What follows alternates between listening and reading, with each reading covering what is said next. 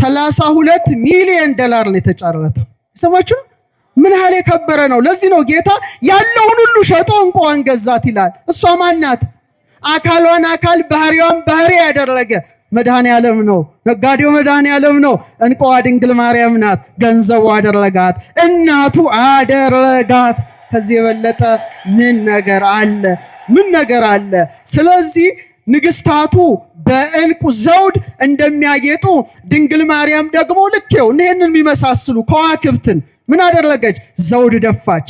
ራዕይ 12 ላይ ያላነበባችሁን ቁጥር 1 ላይ ታላቅ ምልክት በሰማይ ታየ፣ ብእሲትን ተትለብስ ፀሐይን ተጎናጽፋ ጨረቃን ከእግሮቿ በታች ተጫምታ በራሶቿስ ላይ ወዲህ በርዕሳኔ አክሊል ዘአሰርቶ ክልኤቱ ከዋክብት እንደ እንቁ ፈርጥ ያሉ ልክ እንደዚህ ፈርጥ ያሉ 12 ከዋክብትን ደፍታ ድንግል ማርያም በሰማይ ታየ። አቶስ ገዳም የምትገኘው ስዕለ ማርያም አቤት ያላት የማዕድን ብዛት! ሰው ሁሉ ስጦታ ያመጣላታል። ያንንም መስጠት የማይችሉ ደግሞ ምን ያደርጋሉ? እንዘ ትነጽፍ ዘርቤታተ ወትነሰንስ መጽርየ ለክብረ ስዕልኪ ድንግል ትሰግድ ነፍሴ። ምንጣፍ እያነጠፉ አበባ እየበተኑ በስዕሏ ፊት ምን ያደርጋሉ? ይሰግዳሉ። ረድኤቷ በረከቷ ይደርብን። ታዲያ የተደራረበ ብርሃን የተጎናጸፈችው ማን ትመስላችኋለች? ድንግል ማርያም ናት። ድንግል ማርያም በአሳ ሆድ ውስጥ ያለው የተነባበረ ማዕድን ገንዘቧ ነው። እንደሷ የተነባበረ ጸጋ የተሰጠው ማን አለ? ማንም። እናትነትን ከድንግልና፣ ድንግልና ከእናትነት ማንም የተሰጠው የለም። ማን ነው ይላል። ስለዚህ እቺ እንቁ የማን ምሳሌ ናት? ለዚህ ነው ስዕሏ ላይ እቺ አሁን ጸባቴ ታስታውሰው እንደሆነ ሐመረኖ ኪዳነ ምሕረት አስተዳዳሪ ነበሩ አይደለ? እንደዚህች አይነት እንቁ ስዕሏ ላይ ተሰክቶ ተስሏል አይደል? እዚህ ጋር ስጦታ ሰጥተውኛል። ይሄ ማለት በጥንት ጊዜ ስዕላት ሲሳሉ በድንግል ማርያም ስዕላት ዙሪያ የከበሩ ድንጋዮች ማጌጥ እዚህ ጋር እዚህ ላይ በሙሉ ምሳሌዎቿ የሚሆኑ እንቁዎች ናቸው። እውነተኛውን እንቁ ባህሪ ኢየሱስ ክርስቶስን የወለደች ቅድስት ድንግልም በድንገት ነው። ወንዘ ትፈትል ወርቀ ወሜላተ አስተራያ ገብርኤል ግብተ። በድንገት ቅዱስ ገብርኤል ከእግዚአብሔር ዘንድ ተልኮ መጥቶ ጸጋን የተመላሽ ደስተኛይቱ ምን ይበልሽ ደስ ይበልሽ ብሎ ድንገተኛ ብስራት አበሰራት። ይሄ ተሰምቶ የማይታወቅ ነው። በስመ አብ ወወልድ ወመንፈስ ቅዱስ አሐዱ አምላክ። አቤቱ ጌታችን አምላካችን ንጉሳችን ሕይወታችን ብርሃናችን ተቀዳሚ ተከታይ የሌለ የአብ የባህሪ ልጅ ኢየሱስ ክርስቶስ ሆይ ከባህሪ አባት ከአብ ከባህሪ ሕይወት ከመንፈስ ቅዱስ ጋራ ክብርና ምስጋና አምልኮትና ውዳሴ ላንተ እናቀርባለን። እንደ እግዚአብሔር ቸርነት እንደ እግዚአብሔር ቅዱስ ፈቃድ ባለን ጥቂት ደቂቃ የምንማማረው የማቴዎስ ወንጌል ምዕራፍ 13 ከቁጥር 45 ጀምሮ ያለውን ኃይለ ቃል ይሆናል። የምስጢር ባለቤት እግዚአብሔር አምላካችን ምስጢሩን ጥበቡን ለሁላችን ይግለጥልን። ምን ይላል? መንግሥተ ሰማያት መልካምን ዕንቁ የሚሻ ነጋዴን ትመስላለች። ዋጋውም እጅግ የበዛ አንዲት ዕንቁ ባገኘ ጊዜ ሄዶ ያለውን ሁሉ ሸጠና ገዛት ይላል። ስለ ቃሉ የአምላካችን ስም የተመሰገነ ይሁን።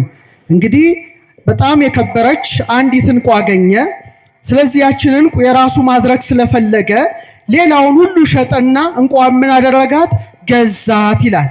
ይህን ትምህርት የመረጥኩበት ምክንያት ጥር 21 ከ3 ቀናት በፊት የእናታችን የቅድስተ ቅዱሳን የድንግል ማርያም በዓለ ዕረፍቷ በመሆኑ ከዚህ ምስጢር ጋር እያይዘን ነው የምንማረው። እግዚአብሔር አምላካችን፣ እግዚአብሔር ንጉሳችን፣ እግዚአብሔር ብርሃናችን ምስጢሩን ጥበቡን ትገልጥልን ዘንድ ቅዱስ ፈቃድ ይሆንልን።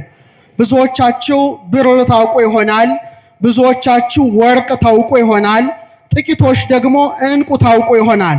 በጣም ብዙ የከበሩ ድንጋዮች አሉ። በተለይ ቅድስተ ቅዱሳን ድንግል ማርያም የምትመሰልባቸው ዕንቁዎች አሉ። ጥቂቶቹን ደግሞ በትምህርትም አሁን ደግሞ በዓይናችሁም እንድታዩት አደርጋለሁ። የእግዚአብሔር ሰላም ከሁላችን ጋር ይሁን። ስለ ከበሩ ድንጋዮች ወይም ስለ ዕንቁዎች ስንነጋገር እግዚአብሔር የከበሩ ድንጋዮችን የከበሩ ዕንቁዎችን ፈጥሮ በሶስት መልኩ አኑሯቸዋል። አንደኛው በኤዶም ገነት፣ ሁለተኛው በካህኑ በአሮን ልብስ ላይ፣ ሶስተኛ በኢየሩሳሌም ሰማያዊት። የከበሩ በመሆናቸው የከበሩ ነገር ክቡራን ላይ ይውላሉ። ጽሩያን ናቸው የጠሩ በመሆናቸው የጠሩ ነገር ላይ ይውላሉ። ብሩሃን እንደሆኑ በበሩ ምስጢራት ላይ ይኖራሉና እግዚአብሔር በገነት እግዚአብሔር በኢየሩሳሌም ሰማያዊት እግዚአብሔር በካህናት ልብስ ላይ የከበሩ ድንጋዮች እንዲኖሩ አድርጓል። አባታችን ሄኖክ በምዕራፍ 5 ከቁጥር 23 እስከ 26 በኤዶም ገነት ስላያቸው የከበሩ ድንጋዮች እንዲህ ይላል። ወደ አዜብ ከከበረ ድንጋይ የሚልቅ ወደሚያበሩ ወደ 7 ተራሮች ሄድኩ ይላል። ወደ ስንት ተራራዎች? እንግዲህ ተነጥቆ ሞትን ሲያይ የተሰወረ ነው። መልአኩ ፈለከ ፈለካትን አየራ አየራትን ሙፃ ነፋሳትን የመባረቅትን የነጎድጓድን ምስጢር ለሄኖክ ካሳየው በኋላ እንደገና ወስዶ ገነትን ያስጎበኘዋል። 7 ተራራዎች ሲያሳየው 7ቱ ተራራዎች በሙሉ በከበረ ድንጋይ ምን ሆኑ ናቸው? የተሸለሙ ናቸው። 3ቱ በምስራቅ 3ቱ በአዜብ በኩል ናቸው። በምስራቅ በኩል ያለው አንዱ ከቅጥልጣል ዕንቁ ነው ይላል። ከምን አይነት ዕንቁ? ቅጥልጣል ማለት መረግድ ነው። በኋላ እናየዋለን። ይቀጥልና አንዱ ከባህሪ ዕንቁ ነው ይላል። እሱንም እናየዋለን። አንዱ ደምርስ ከሚባል ዕንቁ ነው። በአዜብ በኩል ያለው ደግሞ ከቀይ ዕንቁ ነው ይላል። ቀይ ዕንቁንም ጊዜ ካለን እናያለን። መካከለኛው ግን ፔካ፣ ይሄ ደግሞ ነጭ ድንጋይ ነው ከሚባል እንደተሰራ እንደ እግዚአብሔር ዙፋን እስከ ሰማይ ይደርሳል። አጎበሩ ሰንፔር ሰማያዊ ቀለም ያላት ዕንቁ ናት ከሚባል ዕንቁ ነው። በተራራ ሁሉ ላይ የሚነድ እሳትን አየው ካለ በኋላ በ7 ተራራ የሚያበራ ዕንቁ አየው ይላል። በምን ተራራ? ስለዚህ ሄኖክ 7 ተራራዎችን መልአኩ ያሳየዋል።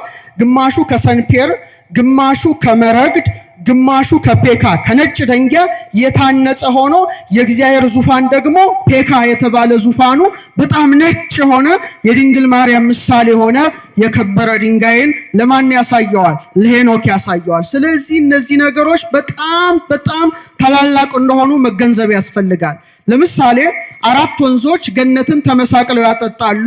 ኤፌሶን፣ ግዮን፣ ጤግሮስ፣ ኤፍራጥስ። ዘፍጥረት 2:10 ላይ ምን ይላል? ከዚያም ለ4 ክፍል ይከፈል ነበር ይላል። የኤዶም ገነት ወንዝ የአንደኛው ወንዝ ስም ኤፌሶን ነው። እርሱም አለ ወርቅ የሚገኝበትን የኤውላጥ ምድርን ይከባል። የዚያ ምድር ወርቅ ጥሩ ነው። ከዚያም ሉልና የከበረ ድንጋይ አለ ይላል። በሌሎቹ አብነት መረግድ ይላል። ሐመልሚል ማለት መረግድ ነው። መረግድ ምን እንደሚመስል በኋላ ነግራቸዋለሁና እግዚአብሔር አምላክ የከበሩ ድንጋዮችን የት አኑሯል? በኤዶም ገነት ሲበሉ በምን በጣም ጥሩ። ከዛ በኋላ ለደብተራ ኦሪት አገልግሎት የመረጠው አሮንን መርጦ ለሙሴ ያዘዋል። 12 ዕንቁዎች ከፊት ከኋላ ከቀኝ ከግራ እንዲደረደሩ በተለይ 6 እየሆኑ እንዲደረደሩ ማን አዘዘ? እግዚአብሔር አዘዘ። በተለይ በዘጸአት 28 ከ17 ጀምሮ ምን ይላል? በ4 ተራ የሆነ የዕንቁ ፈርጥ አድርግበት። በፊተኛው ተራ ሰርዲዮን፣ ቶጳዚዮን የሚያብረቀርቅ ዕንቁ ይላል። በሁለተኛው ተራ በልብሱ ማለት ነው። በሁለተኛው ተራ በሉር ታውቃላችሁ? እሺ በኋላ እናየዋለን። ሰንፔር፣ አልማዝ ይላል። በሶስተኛው ተራ ያክንት፣ ኬልቄዶንና አሜቴስጢኖስ ይላል። በአራተኛው ተራ ቢራሌ፣ መረግድ፣ ኢያሰጲድ በወርቅ ፈርጥ እያደረግ አሮን ልብሱ ላይ ሲሄድ ደግሞ ድምፅ ያሰማል። ሹዋ ይላል። ህዝቡ አሁን አሮን ለማይጠንት አሁን ለጸሎት ገባ እያሉ ሚተጉ ናቸውና 12 የከበሩ ዕንቁዎችን በማን ልብስ ላይ አኖረ? በአሮን። እስቲ በሉ በጣም ጥሩ። በዚህ ስንደነቅ ታላቋ ከተማ ሁላችንም ከሞት ተነስተን የምንኖርሳት ኢየሩሳሌም ሰማያዊት በ12 ዕንቁዎች የተሰራች ናት። በምን አይነት ዕንቁዎች? በ12። ራእይ 21:20 ላይ የከተማይቱ ቅጥር መሰረት በከበረ ድንጋይ ሁሉ ተጌጦ ነበረ።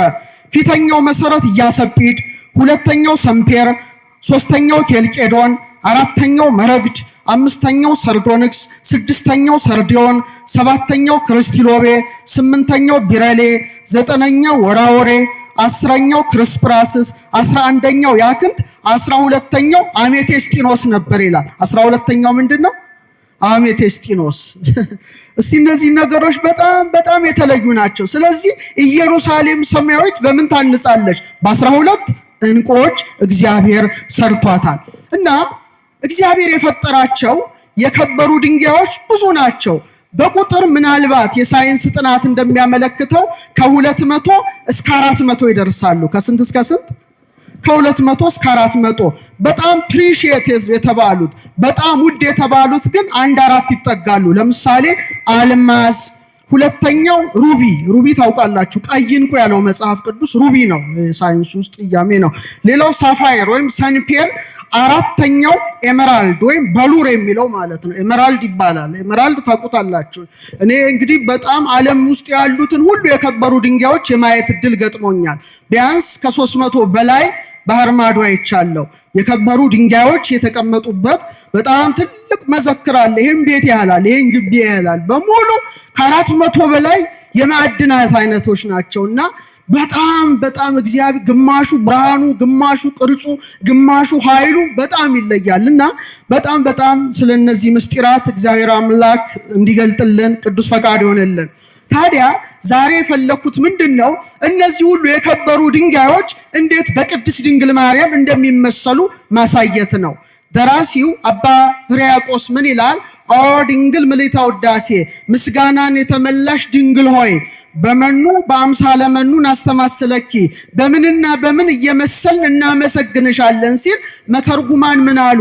ከፍ ብለን በሰማይ ባሉ በፀሐይ በጨረቃ በከዋክብት ነው ወይስ ምድር ላይ ባሉ ዝቅ ብለን በወርቅን መስልሽ በእንቁን መስልሽ እያሉ ሊቃውንት አስተምረውናልና እኔ ደግሞ ከምሳሌዎቿ ለየት የሚሉትን እንቁዎችን እንዴት አድርጋ ድንግል ማርያም እንደወሰደቻቸው እንመራለን። እግዚአብሔር አምላክ ምስጢሩን ጥበቡን ለሁላችንም ይግለጥልን።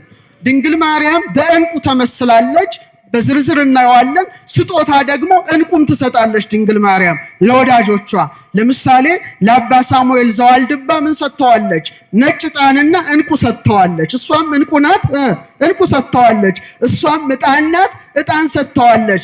ሊቀ ካህናት ሳሙኤል እንዘ ይጼልይ በቅዳሴሃ ማርያምኒ እሂዛ በእዴሃ ወሀበቶ ክልኤታማ ይላል። ሁለት ስጦታ ሰጠችው። አንዱ ምንድነው?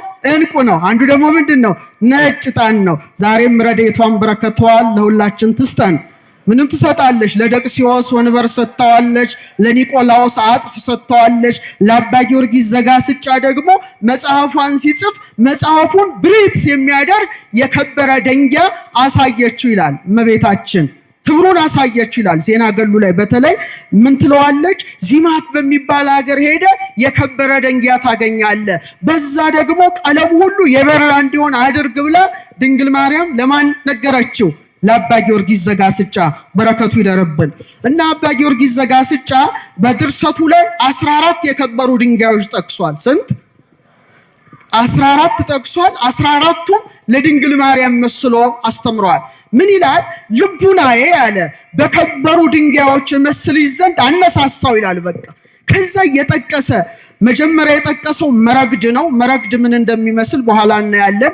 ሄጶዴጤን፣ ጶዴር፣ ጳዚዮን፣ ሰንፔር፣ ሶም፣ ክርስቲሎቤ፣ አሜቴስጢኖስ፣ ኢያሰጲድ፣ ሰርዲኖ፣ ያክንት፣ እልመቅሊጦስ፣ ናብሊስና እብነ አድማስን በመጥቀስ በእነዚህ ሁሉ ድንግል ማርያምን መስሎ የእመቤታችን ጣዕመ ውዳሴ የበዛለት ይሄ ሊቅ አስተምሯልና በእውነት ዛሬያን ምስጢር እንመረምራለን።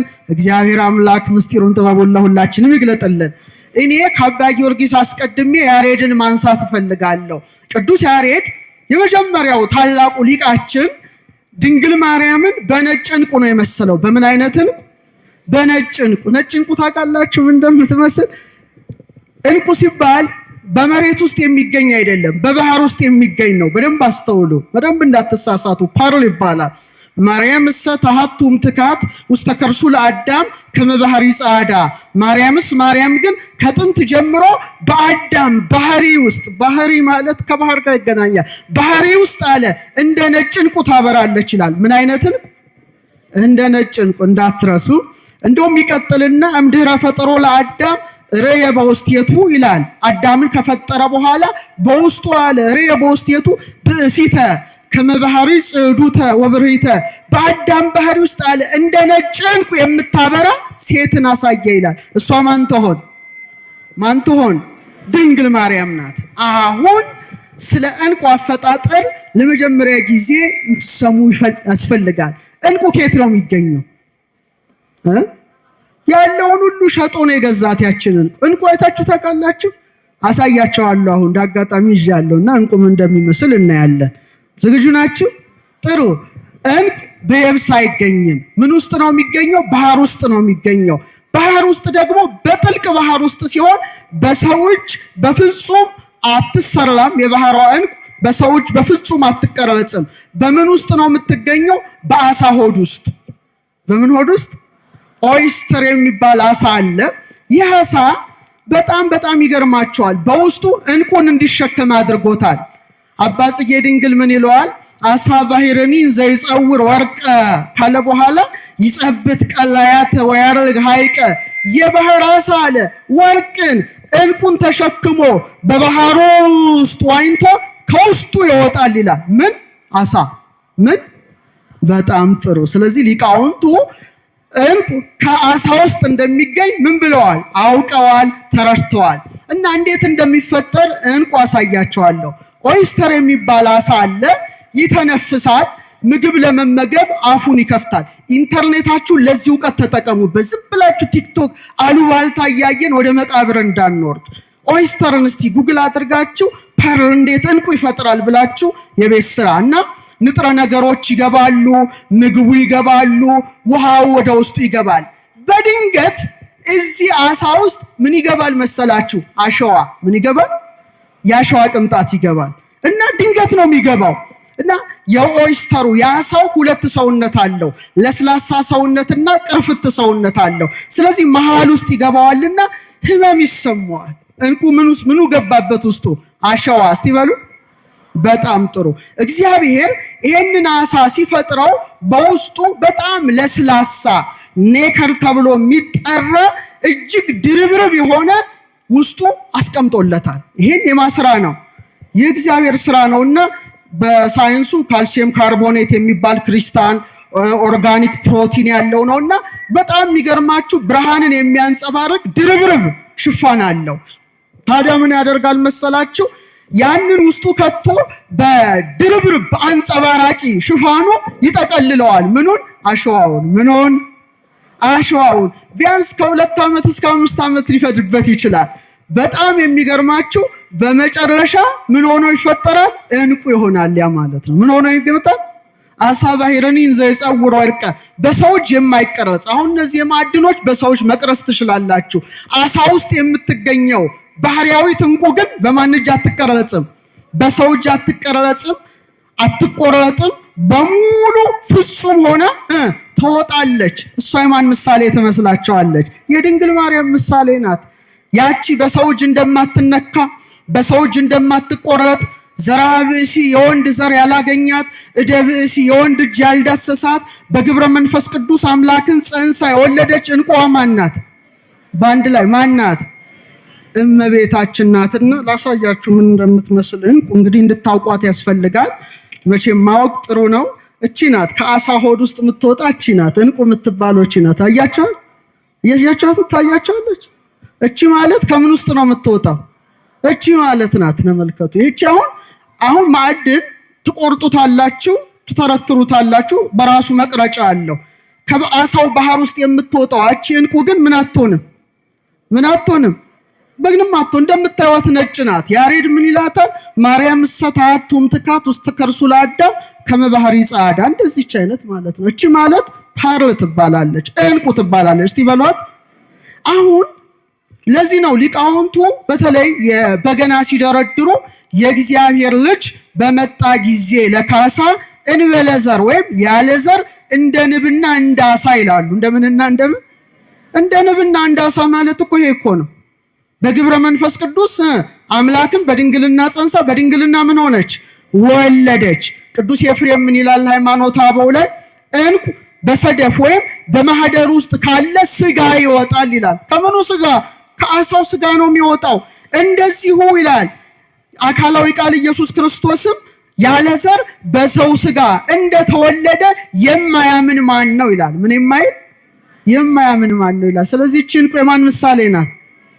ለዚህ ነው ስዕሏ ላይ እቺ አሁን ጸባቴ ታስታውሰው እንደሆነ ሐመረኖ ኪዳነ ምሕረት አስተዳዳሪ ነበሩ አይደለ?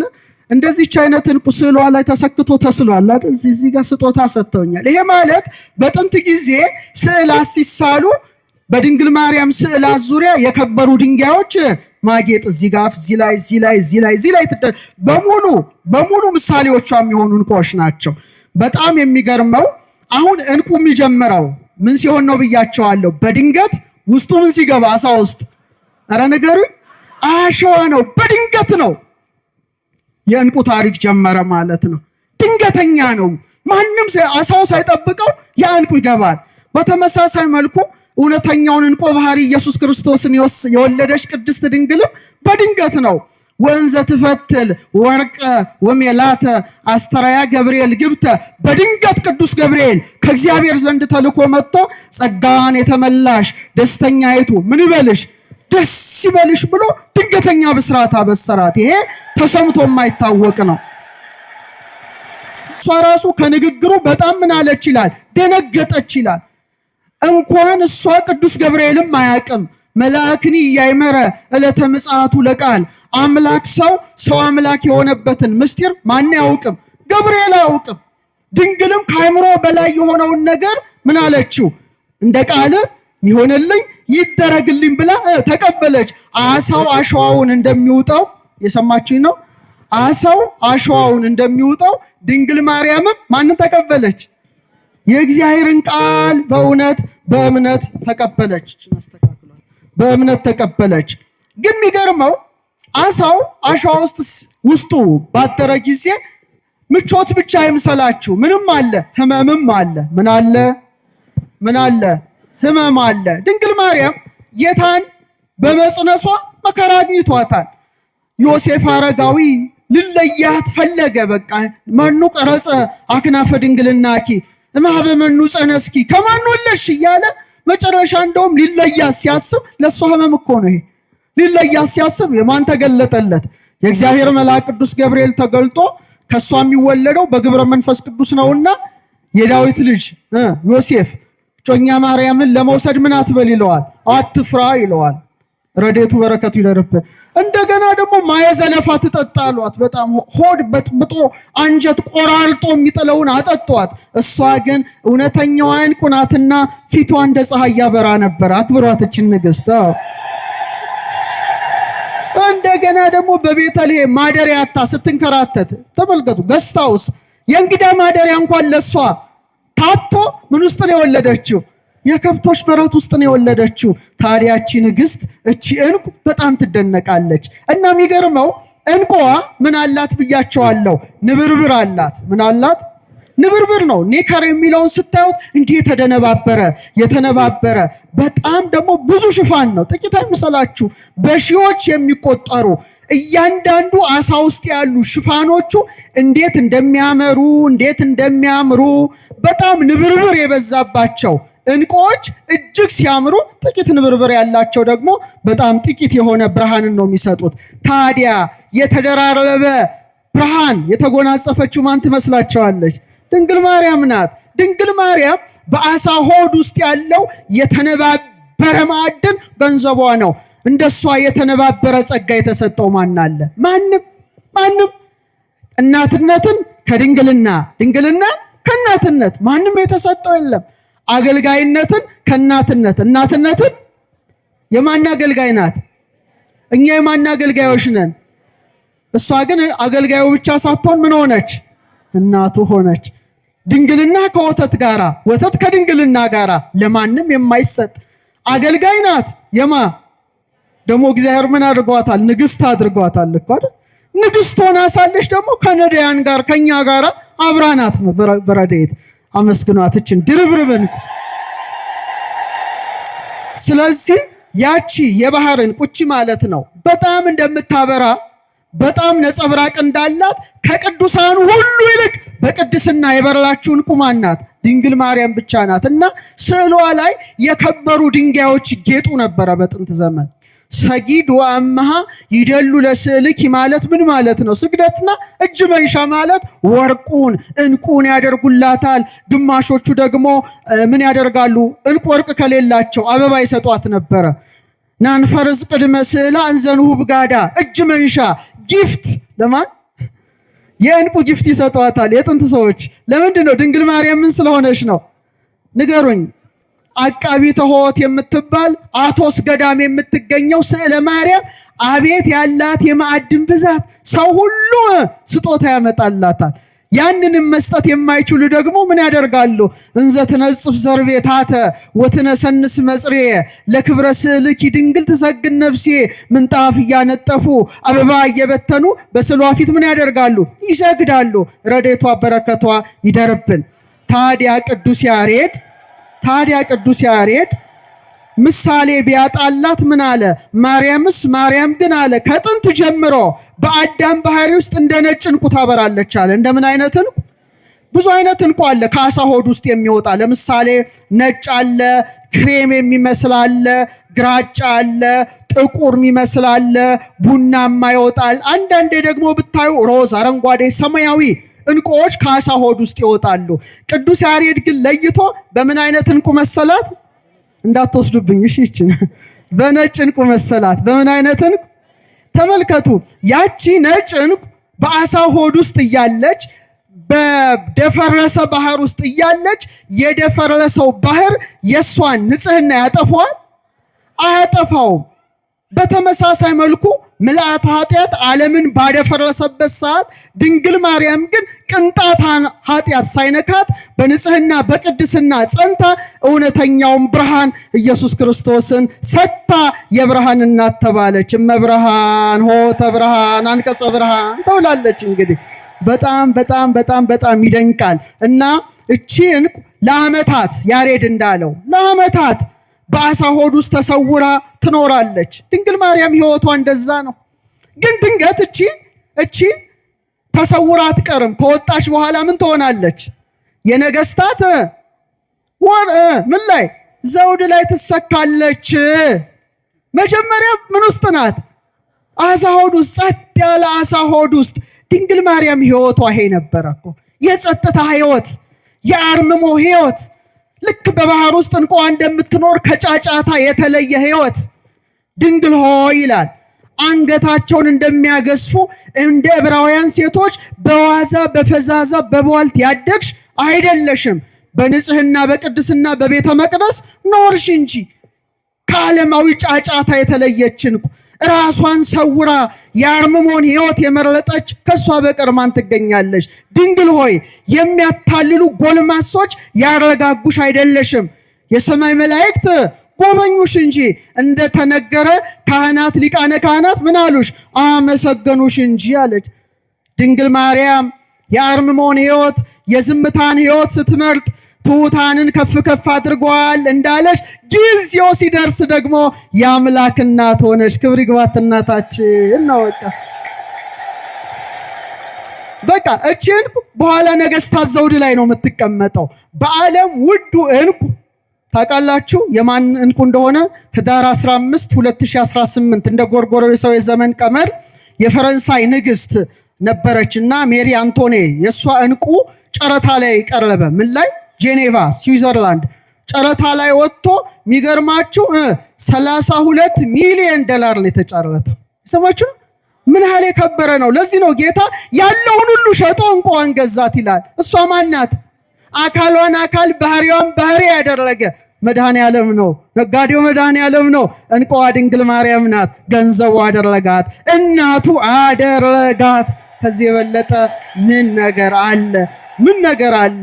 ስለዚህ ንግስታቱ በእንቁ ዘውድ እንደሚያጌጡ ድንግል ማርያም ደግሞ ልኬው እነዚህን የሚመሳስሉ ከዋክብትን ምን አደረገች? ዘውድ ደፋች።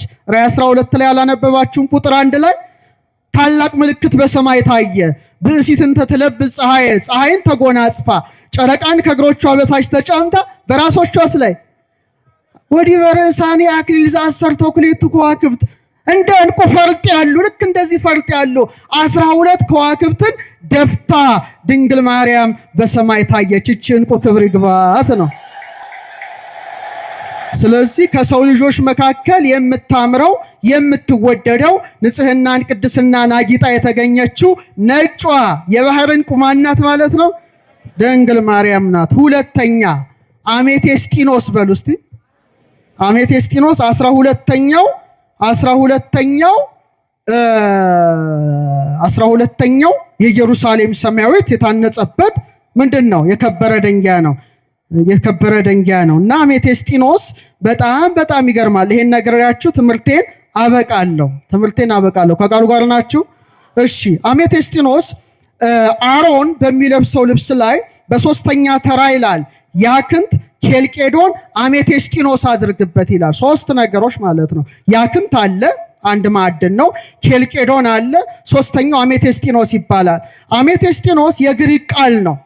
በግሪክ አሜቴስት ማለት ምን ማለት ነው? አልሰከረም ማለት ነው። ምን ማለት ነው? እነዚህ ማዕድን የመድኃኒትነት ግብር አላቸው። ስለዚህ አይምሮ የተቃወሰበትን ማከም ይችላሉ፣ ሰውን ከአይምሮ ህመም ይጠብቃሉ ተብሎ ስለሚታመን በተለይ ደግሞ አሜቴስጢኖስ የዚህ የመፈወስ አቅምና ኃይል ስላለው ጽርዓውያን ምን አሉት? አሜቴስት አሉት እና በእኛ ደግሞ አሜቴስጢኖስ ይባላል። ታዲያ አባ ጊዮርጊስ በአሜቴስጢኖስ ደንጊያ እመስልሻለሁ ይላታል። ማንን? ያ ከግራ መጋባት የተለየ እንደሆነ አሜቴስጢኖስ ንጹህ ልብን ይወክላል፣ ርቱ የሆነ እሳቤን ይወክላል፣ የውስጥ መረጋጋትን ይወክላል፣ ከሙስና ነፃ መሆንን ይወክላል። እነዚህ ሁሉ ግብራት በማን ላይ ይንጸባረቃሉ? በእመቤታችን ላይ ይንጸባረቃሉ።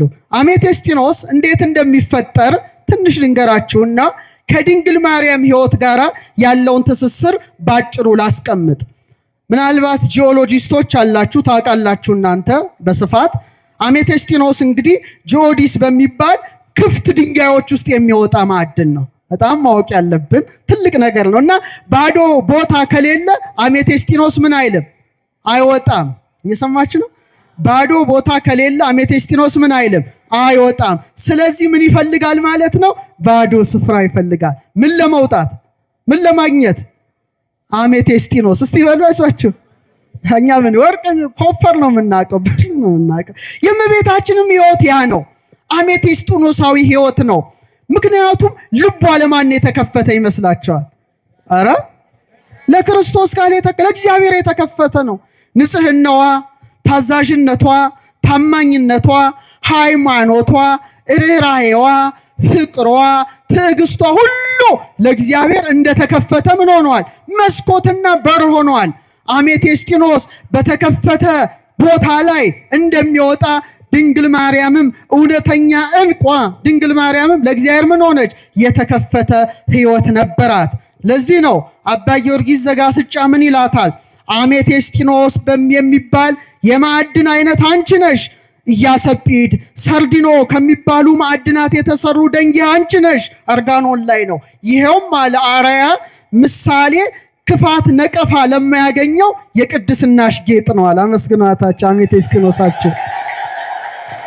ከዛ ክፍት ቦታ ከፈለገ በኋላ በጣም የሚገርማችሁ ሞቅ ያለ በማዕድን የበለጸገ ውሃ ወደዛ ውስጥ ይፈሳል። እግዚአብሔር ስራው ድንቅ ነው። ይህን ሁሉ የሚያከናውነው እሱ ነው።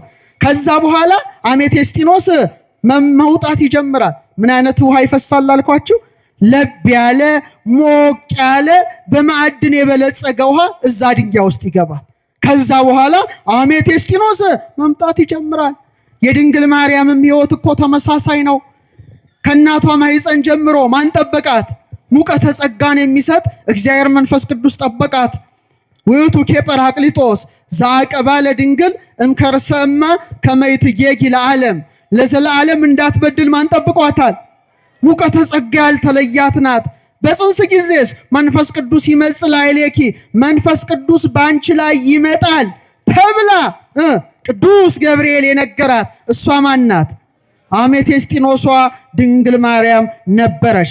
ከዛ በኋላ ነው በቃ ይህ አሜቴስጢኖስ ሰማያዊ አይደለም ሐምራዊ የሆነችው እንኳ መሰራት ትጀምራለች። ሲሰራ ግን በስውር ነው። በምንድን ነው? በስውር። እሷም እንደዛ እኮ ናት። 9 ወር ከ5 ቀን በማኅፀኗ ማንን ተሸከመች? ክርስቶስን። ግን ለማንም አልተናገረችም። ማርያም አለ ይሄን ነገር ሁሉ በልቧ እያሰበች ትጠብቀው ነበረ። ኤልሳቤጥ ጋር እንኳን ስትሄድ የጌታዬ እናቱ ካለቻት በኋላ የባሪያውን ትህትና ተመልክቷል። አያችሁ የትህትና ቤት አሜቴስጢኖስ ሆና የተገለጠች እሷ ድንግል ማርያም ናት። ቀለሟ ሐምራዊ ነው፣ ወይን ጠጅ ቀለም ነው።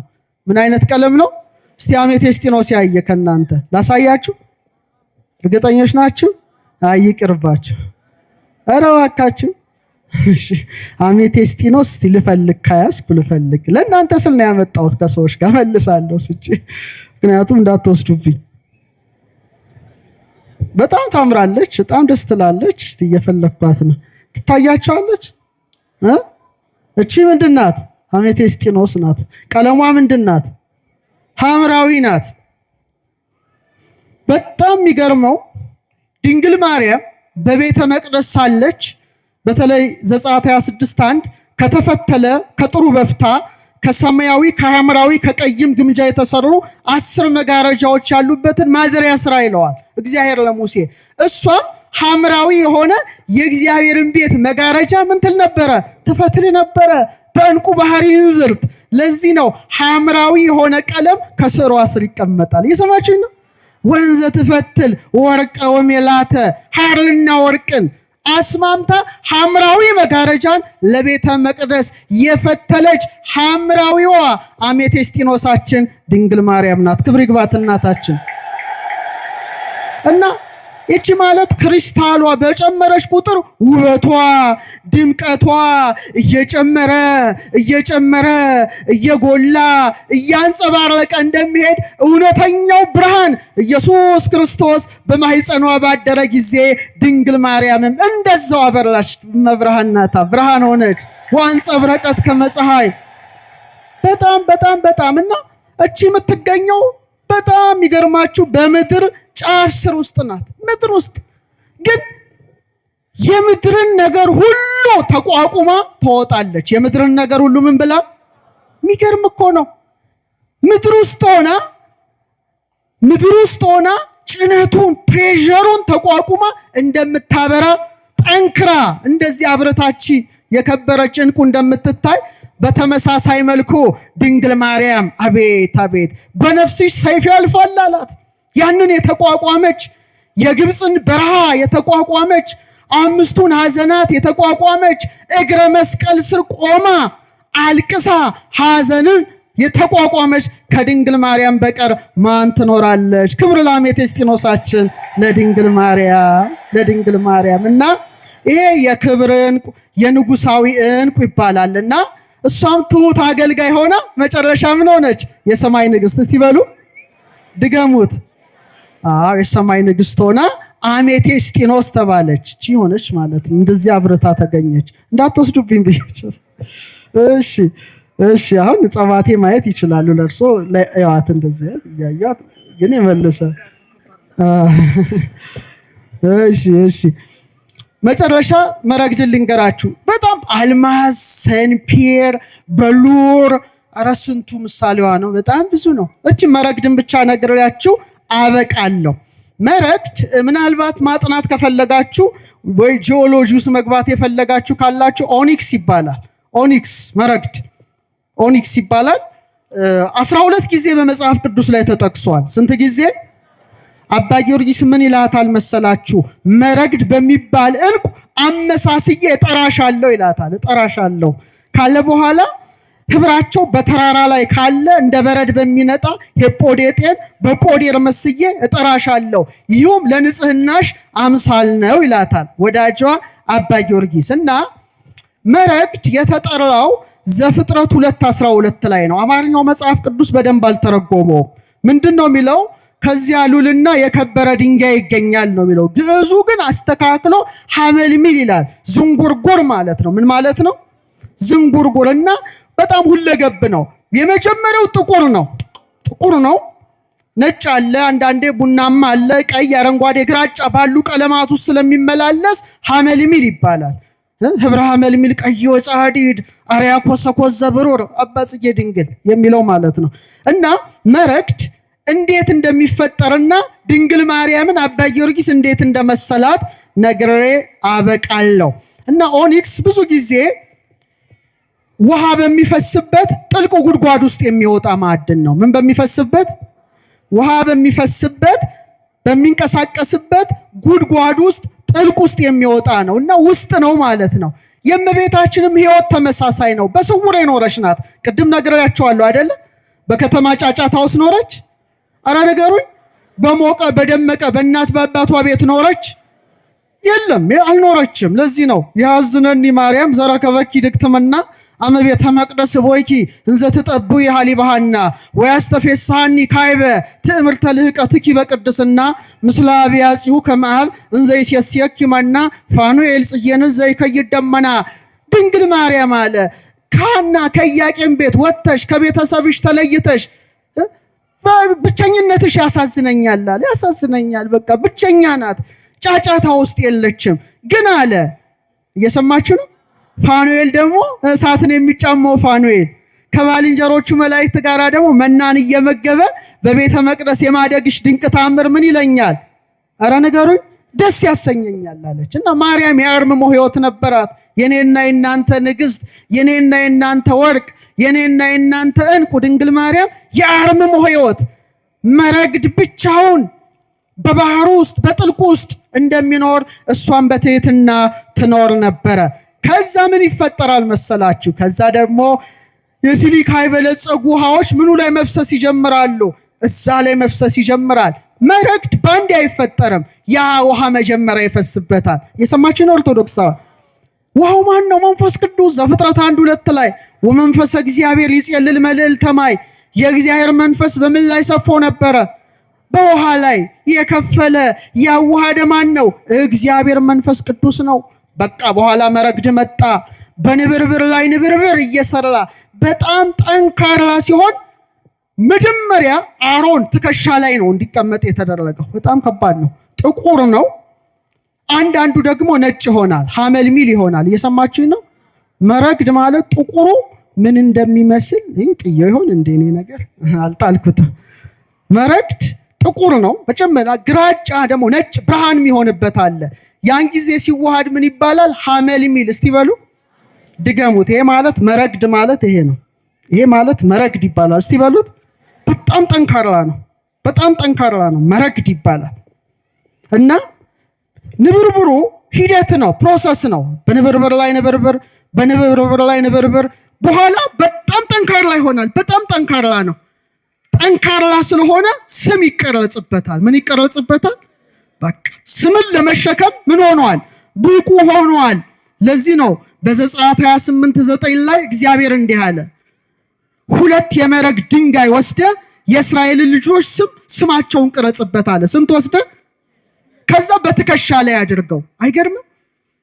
ስም 2 መረግድ፣ አንዱን በግራ ትከሻ አንዱን በቀኝ ትከሻ አድርግና የማንን ስም ጻፍ አለው? የእስራኤልን ስም ጻፍ አለ። ደቂቀ እስራኤል የ12ቱን ነገድ ስም ጻፍ አለ። ስለዚህ አሮን በመረግድ የማንን ስም ተሸከመ? አረ መሞቴ ንገሩኝ። አረ እግዚአብሔርን ነው እንዴ?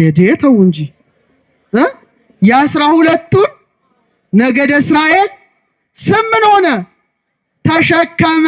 በምን? በትከሻው። ትከሻው ላይ ያረፈውት ምንድናቸው? መረግድ። እስቲ በሉ ድገሙት። አሮን በትከሻው ላይ ጠንካራ በሆነው መረግድ የእስራኤልን ስም ሲሸከም፣ ድንግል ማርያም ደግሞ በማህፀኗ የእስራኤል አምላክን ተሸከመች። ክብር ለማህፀኗ ነው። ለማህፀኗ ተዘመረላት።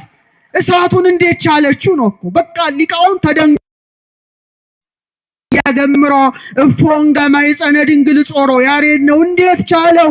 ሰማይና ምድር የማይችለው እኔ እንጃ። መረግድ ናታ ድንግል ማርያም። አሮን እንኳን የተሸከመው የእስራኤልን ስም ነው።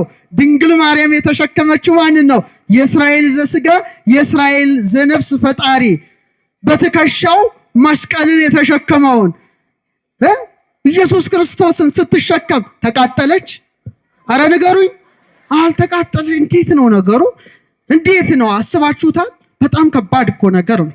እንዴት ከርሰ ድንግል አብዮተ ለዓለም አየራት የድንግል ማርያም ማኅፀን ከአየራት በለጠ።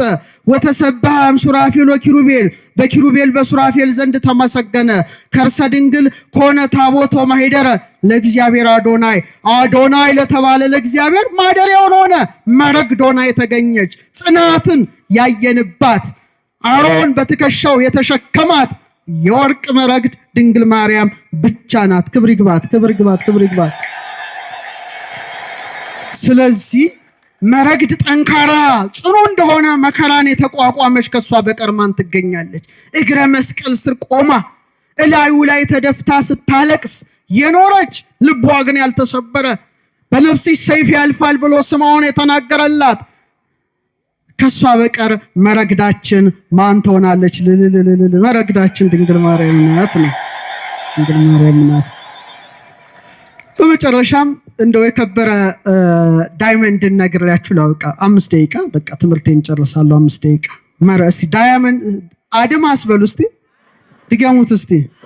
አልማዝ ነው አድማስ? አልማዝ የአማርኛ ነው እና 7 ጊዜ ተጠቅሶ አልማዝ የለኝም፣ ሶሪ የለኝም ማሳየት አልችልም፣ የለኝም። ኢዮብ 28:18 ምናልባት አንዳንድ ዞች አሁን ለሚስቶቻቸው የዳይመንድ ጊፍት የሚሰጡ ባሎች አሉ። እስቲ የሰጣችሁ እጅ አውጡ። ላስደበድባችሁ እኮ ነው በለው እና ለመቤታችን ብትሰጡ የተሻለ ነበረ። ጊፍት ብትሰጧት ምን አለበት? እና ኢዮብ ምን ይላል? ስለ ዛጎልና ስለ አልማዝ አይነገርም ይላል ኢዮብ 28:18 ላይ ከጥበብ ጋር ያነጻጽራልና አሮን የለበሰው ሁለተኛው ተራ ላይ ልብስ ላይ በሉር ሰንፔርና አልማዝ ይላል። ስንተኛው? አልማዝ ነውና አልማዝ ምን ማለት መሰላችሁ? በጽራውያን አዳማስ ይሉታል። አዳማስ እኛ አድማስ የምንለው ፍቹ ምንድነው? የማይሸነፍ የማይበገር የማይጠፋ ማለት ነው። አልማዝ ጠንካራ ነው አይደል? አልማዝ ይበገራል? አናቀው። ሴቶች አስገዙ። እሺ ካልገዛልኝ ብላችሁ እንትን በሉ። እሺ አይደቅም፣ አይበላሽም፣ አይሟሟም፣ አይጠፋም። በጣም ጠንካራ ስለሆነ እግዚአብሔር ምን አለ መሰላችሁ? ለሕዝቅኤል በምዕራፍ 3 ቁጥር 9 ላይ ከቡላ ድንጋይ ይልቅ እንዳለ አልማዝ ግንባርህን አጠነክርልሃለሁ አለ። እግዚአብሔር እንደ አልማዝ ያጠንክረን። ግንባርህን አጠነክርልሃለሁ አለ።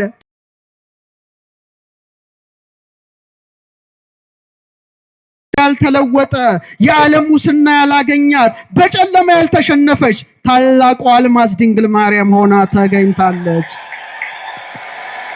አልማዝ በቀላሉ የሚገኝ አይምሰላችሁ። በጣም በትግል በመሬት ጥልቅ ውስጥ በከፍተኛ ግፊት ነው።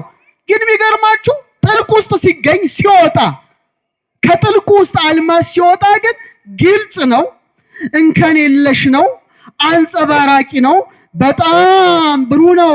ድንግል ማርያም ሕይወቷ ይሄ እኮ ነው። በትህትና ኖረች፣ ግን ስትወጣ 5 ሐዘናት ያላሸነፏት አንጸባራቂ ሆና ተገኘች። አልተሸነፈችም። አልማዝ እሷ ናት። አልማዝ እሷ ናት። ስለዚህ የደረሰባት ሐዘን ምኗን ገለጠ? ክብሯን፣ ንጽህናዋን ገለጠ። አልማዝ በምን ውስጥ ያልፋል? በእሳት ውስጥ። እስቲ በሉት በምን ውስጥ ያልፋል? እሷም በእሳት ውስጥ አልፋለች። የግብፅ በረሃዊ እሳት ልቧ ሲደማ አላያችሁ? ቀራንዮ ላይ ያን ሁሉ የሐዘን ነበልባል አሸንፋ ድንግል ማርያም አሁን በሰማይ ያለች ክብር ይግባት ነው።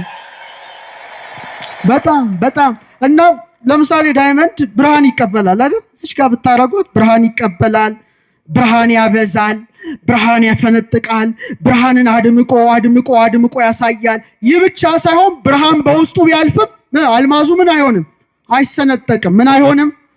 ድገመው። ምን አይሆንም? ድንግል ማርያም ታላቁን ብርሃን ከብርሃን የተገኘ ብርሃን ኢየሱስ ክርስቶስን በማህፀኗ ስትሸከም አልተቃጠለችም። ብርሃኑን በድንግልና ጽንሳ በድንግልና የወለደች እንደታተመ ማህተመ ድንግልናዋ ጸንታ የኖረች እሷ ማን ናት?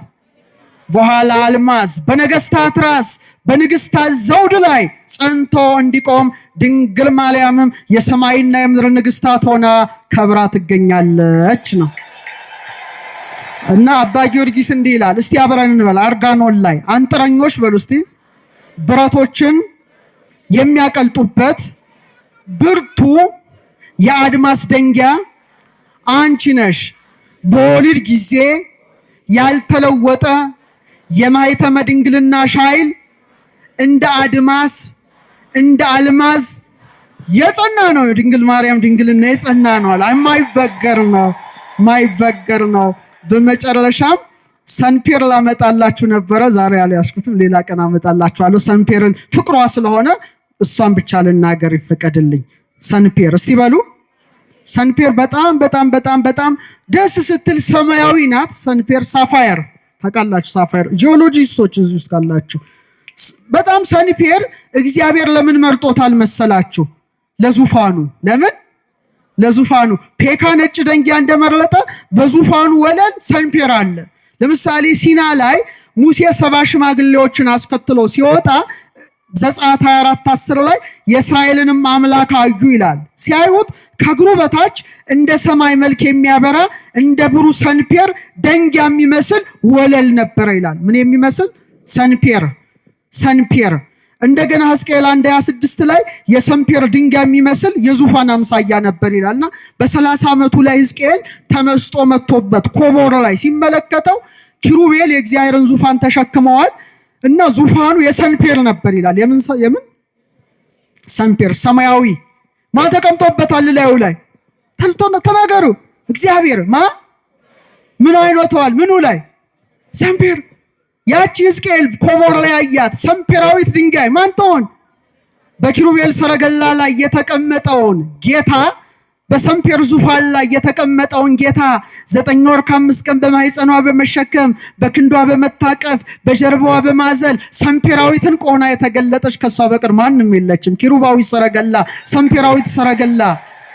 ለዚህ ነው አንቲ ተአብዲም ኪሩቤል፣ አንቺ ከኪሩቤል ትበልጫለሽ። ወትፈደፍዲም ሱራፌል፣ ከሱራፌልም ትልቅ ያለሽ። እስመ ሱራፌል ወኪሩቤል በሰረገላ እሳት ይጸውርዎ፣ እሳታማ ሰረገላ ሰንፔራዊ ሰረገላ በሆነው ዙፋን ኪሩቤልና ሱራፌል ይሸከሙታል። ወበምጽናቲው ዘእሳት ይጼኑ መንበሮ፣ ዙፋኑን በእሳት ምሰሶ ይደግፋሉና። አንቲ ጾርኪዮ በከርስኪ፣ አንቺ ግን ያንን አምላክ በማኅፀንሽ ተሸከምሽው። ወሐቀፍኪዮ በአብራክኪ፣ በጉልበቶችሽ ታቀፍሽው። ወሐዘልኪዮ በዘባንኪ፣ በጀርባሽም አዘልሽው። ህየንተ ሰረገላ እሳት አብራክኪ ኮና፣ በእሳቱ ሰረገላ ፋንታ ጉልበቶችሽ ሆኑ። ምኖችሽ ሆኑ? እነዚያ በሰንፔራዊ ሰረገላ ሲሸከሙት ድንግል ማርያም በጉልበቶቿ አቀፈችው። ህየንተ ምጽናቲው ዘእሳት አእዳውኪ ኮና፣ በእሳቱ ምሰሶ ፈንታ እጆችሽ ሆኑ። ምኖችሽ? እነዚያ ሰንፔራዊት ዙፋኑን ፔካዊት ዙፋኑን በእሳት ምሰሶች ሲደግፎ ድንግል ማርያም ዙፋኑን ሳይሆን በዙፋኑ ላይ የተቀመጠውን በክንዷ ደገፈችው። ክብር ለክንዷ፣ ክብር ለማኅፀኗ። ስለዚህ ማኅፀኗ እስቲ አብረን ንጉሥ የተቀመጠበት በሉት እስቲ። ሰንፔራዊ ዙፋን ሊቀ ካህናት የተቀመጠበት ሰንፔራዊ የሊቀ ካህናት ዙፋን ሁሉን የያዘ ዙፋን፣ ህሊናዋ የመታዘዝ ዙፋን፣ ልቧ የትህትና ዙፋን፣ ሰንፔራዊት ዙፋን ድንግል ማርያም ብቻ ናት። እና ቀለሟ ሰማያዊ ናት። አሁን ይሄ መረግድ ጥቁር ነው፣ እንቁ ደግሞ ይሄኛው ነጭ ነው። አባታችን የያዙት ደግሞ ፐርፕል ነው። እቺ ደግሞ ሰንፔር ሰማያዊት ናት። ምን አይነት ናት? ሰማያዊ ናትና ልብሷ ቀለም የሚመስለው ማለት ነው። ልብሷን አይታችሁት የለ?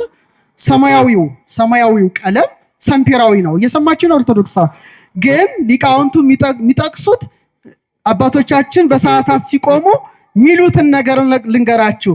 ፍቅርሽ በሉ እስቲ ሰንፔር ነው። አባ ጊዮርጊስ እኮ ነው ያለው። ማዕድናት ትስባለች ሰንፔር። እንደው ማምጣት ነበረብኝ። በጣም አይንን እንዴት እንደምስብ እግዚኦ። መሳብ ብቻ አይምሰላችሁ፣ ማዕድናትን ሳብ ታረጋለች። የማግኔት ጠባይ አላት እና ምን ይላታል? ፍቅርኪ ሰንፔር ለዘይርህቆ ይስህቦ መንገል አሚን ያቀርቦ መኑ ከማኪ ምክንያተ ድህን ዘተውቦ። ሰንፔራዊ ፍቅርሽ በሉ እስቲ ድገሙት ባካች። የራቀውን ያቀርባል። ምን አይነት ፍቅርሽ? አቤት አቤት! ወደ ሃይማኖት ያቀርበዋል። ምክንያት የተሰጠው ምክንያተ ድህን የተሰጠው እንዳንቺ ማን አለ? አቤት ድንግል ማርያም ፍቅር ናት። እንዴት ሳበችን! ሁላችን ሳባረገችን። ተውት ሌላውን፣ እንደው ስዕሏ እንኳን አይስባችሁ? ከሩቅ ስታዩ እኮ አታውቁትም። በቃ ወደ ስዕሏ ስትሄዱ ዝም ብላችሁ በቃ ሳብ ሳብ ሳብ አይደል እንዴ? ለምሳሌ ልጅ እናቱን ሲያይ እንዴት ነው የሚሆነው? እየተሳበ አይኗን እያየ አይደል የሚሄደው? ነው አይደለም?